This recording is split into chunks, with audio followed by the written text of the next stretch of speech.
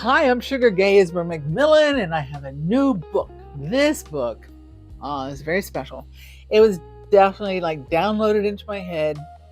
I spent more than 2 days just transcribing it from my head into dictated it um, into a book that kind of was faster than trying to type. I can just talk. I can like hear the stories that my head was telling me, and it came to me. This is a great book.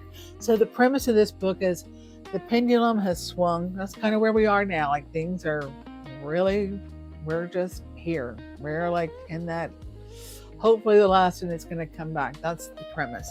So then this time period after it all comes back, what happens? How do we deal with not having that constant chaos just knocking us over every day? Like, what are we going to do? We got to have to like replace that with something too, right? But these are different people's voices that after the pendulum has swung back, what happens to their lives? What stories do they want to tell? What is going on with them that makes us have hope?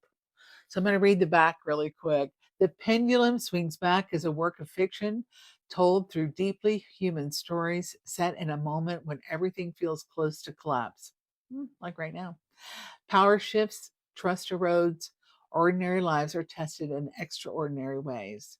These stories follow people caught on the edge of loss and survival, each navigating fear, moral uncertainty, and the quiet instinct to endure. Some are taken, some resist, some simply try to make it through. Together, their voices form a portrait of the world pushed too far and beginning slowly to move again. This book does not take to offer predictions or easy answers. Instead, it asks readers to sit with the emotions, the truths, and the upheavals and consider what remains when systems fail and certainty disappears. Unsettling, reflective, and quietly hopeful, the pendulum swings back. Imagine what it feels like to live through a moment we barely survived and to sense, at least, that the change is underway. I hope you like my new book.